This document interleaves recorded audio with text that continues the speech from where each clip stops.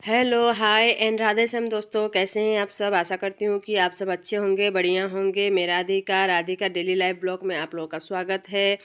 मैंने शुरू कर दिया है यहाँ पर हाइलाइटिंग, और मैंने शुरू में थोड़ा सा वीडियो में नहीं ले पाई, सॉरी उसके लिए। अगर आप लोग इंटरेस्टेड है तो फिर अगली बार मैं आप लोगों को ज़रूर मतलब एकदम स्टार्टिंग से दिखाऊंगी। इस बार के लिए मैंने थोड़ा आधा से ही स्टार्ट किया है, तो सॉरी उसके लिए। अभी मैंने इनका मतलब हाईलाइट करके छोड़ दिया था, इनका थोड़ा सा टाइम लग गया था। वैसे जल्दी जल्दी हो जाता है किसी किसी का थोड़ा सा टाइम लगता है। तो इन्होंने बहुत ज़्यादा नहीं करवाया है, क्योंकि वो फर्स्ट टाइम ही अप्लाई कर रही है, मतलब कि हाईलाइट कर रही है अपने हेयर पे। तो मैंने ही इनको सजेस्ट किया कि जैसे फर्स्ट टाइम आप कर रहे हैं तो फर्स्ट टाइम थोड़ा कम करिए, क्योंकि आपको कैसा लगेगा कैसा नहीं, एकदम से चेंज करने से थोड़ा सा किसी किसी को ऑड लगता है, या फिर कोई मतलब होता है ना। इसीलिए मैंने उनको बोला कि पहली बार थोड़ा कम करिए, उसके बाद धीरे धीरे आप बढ़ाते जाइए। या फिर आप ऐसा भी कर सकती हैं कि नहीं ठीक ही लग रहा है तो मैं इसी तरह से थोड़ा और ज़्यादा करूँगी, इस टाइप से भी आप डिसाइड कर सकती हैं। लेकिन फर्स्ट टाइम जब आप कलर कर रहे हैं, वो भी क्योंकि हाईलाइट तो थोड़ा सा एक्स्ट्रा ही कलर हो जाता है, तो इस ये अगर हम लोग एक ही बार में फर्स्ट टाइम में ही बहुत ज़्यादा कर लेंगे तो खुद को ही थोड़ा सा अजीब लगेगा। वैसे कोई कोई एक्सेप्ट करता है इसको कि एकदम से मेरा लुक चेंज हो गया, इस टाइप से भी। लेकिन हर किसी का एक जैसा सोच, मतलब कि क्या होता है वो नहीं होता है, कुछ भी हो बट नहीं होता है हर किसी का एक जैसा। तो इसीलिए मैंने उनको जैसे सजेस्ट किया उन्होंने भी हाँ कर दिया था। तो मैंने इनके 12 या 13 ही स्ट्रिप उनके मैंने की थी। तो अभी क्या कर रही हूँ मैं, उनका हाईलाइट हो गया है तो निकाल करके मैं उनको पहले बाउल पे उसको साफ़ कर रही हूँ। जो हम लोगों की स्ट्रिप्स है ना, उन उसको मैं बाउल पे साफ़ कर रही हूँ, ताकि हम लोग हेड वॉश करेंगे तो और सब बालों पे या फिर उनकी स्किन पे ना जाए जो हम लोगों का एक्टिवेटर है वो।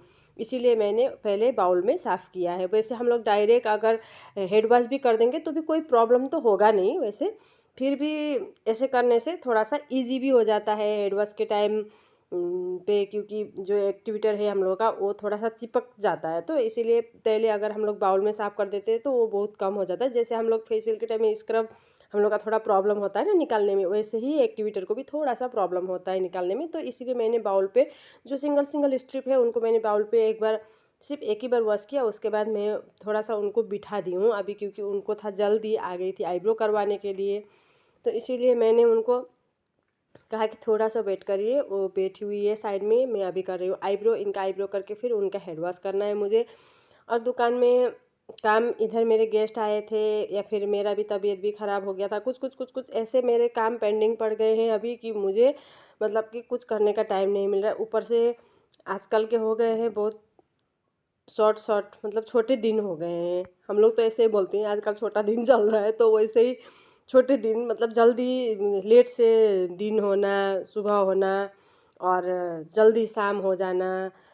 इस तरीके से फिर ठंडा का मौसम है, हाथ पैर जल्दी चलता नहीं है। ऐसे में थोड़ा सा काम भी लेट होता है कि टाइम जल्दी जाता है, ये समझ में नहीं आता है। लेकिन हाँ होता है कुछ तो, कि हम लोग का काम अच्छे से, जैसे गर्मियों में हम लोग का काम धड़ाधड़ होता है ना, उस तरीके से नहीं हो पाता है। मैं देखती हूँ कि एक दो काम हम लोग ख़त्म करके घड़ी देख रहे हैं तो बाप रे, घड़ी तो एकदम शाम वाला पे चला गया है, सूरज तो डूबने ही वाला है, इस टाइप से हो जाता है। तो इनका आईब्रो लगभग हो ही गया था कंप्लीट। फिर इन्होंने बीच में बोल दिया था कि मुझे फॉरहेड भी कराना है, तो फिर मैंने फॉरहेड भी कर दिया इनका। उसके बाद मेरा दुकान अगर दोस्तों देखेंगे तो पूरा फैला पड़ा हुआ है, क्योंकि अभी पहले से जो पेंडिंग ऑर्डर थे वो सब, और कटिंग वाला दुकान तो आप लोग जानते ही हैं। अगर ओनली पार्लर रहता तो फिर थोड़ा सा साफ़ सुथरा रहता, अच्छे से रहता पार्लर ओनली रहने से। लेकिन मेरा तो सिलाई और पार्लर दोनों एक ही जगह पे है। आप लोगों को देखिए उस साइड में मशीन का जो टेबल है वो भी दिख रहा है साइड में। तो इसीलिए थोड़ा सा हम लोग मतलब मेरा दुकान थोड़ा सा फैला फैला रहता है, क्योंकि मैं अभी देखिए जब तक वो नहीं आई थी जिनका हाईलाइट मैं कर रही हूँ, वो जब तक नहीं आई थी तब मैं कटिंग कर रही थी। कटिंग करते करते मतलब कि सूट की कटिंग, हेयर कटिंग नहीं, सूट की कटिंग कर रही थी। तो करते करते मैं अचानक से वो आ गई, तो उनको मैं उतनी देर नहीं बिठा सकती हूँ कि जितनी देर मेरी सूट की कटिंग हो। तो फिर मैंने उनका हाईलाइट अप्लाई किया। हाईलाइट अप्लाई करके जितनी देर तक हाईलाइट रखनी थी उतनी देर मैंने सूट की कटिंग कंप्लीट करके फिर मैंने हाईलाइट उनका निकाल रही हूँ। तो इस तरीके से मैनेज करके करना पड़ता है, इसीलिए थोड़ा सा फैला फैला रहता है मेरा दुकान जो है। तो आप लोग इसको थोड़ा सा एडजस्ट कर लीजिएगा। उनका आईब्रो हो गया था कंप्लीट। उसके बाद मैंने इनका हेड वॉश शुरू कर दिया है। हेड वॉश करके मैं लगाऊंगी लॉरियल का मास्क। क्योंकि अभी हाईलाइट करने के बाद सबको ये चीज़ पता है कि हाईलाइट करने के बाद हम लोगों के हेयर हो जाते हैं एकदम से ड्राई। तो उस पे हम लोगों को एक्स्ट्रा केयर की ज़रूरत है, जैसे मास्क वगैरह हम लोगों को लगाना है। ये तो हेयर स्पा क्रीम है लोरियल का, तो आप कोई मास्क भी लगा सकते हैं या फिर हेयर स्पा क्रीम भी आप यूज़ कर सकते हैं हाईलाइट के बाद।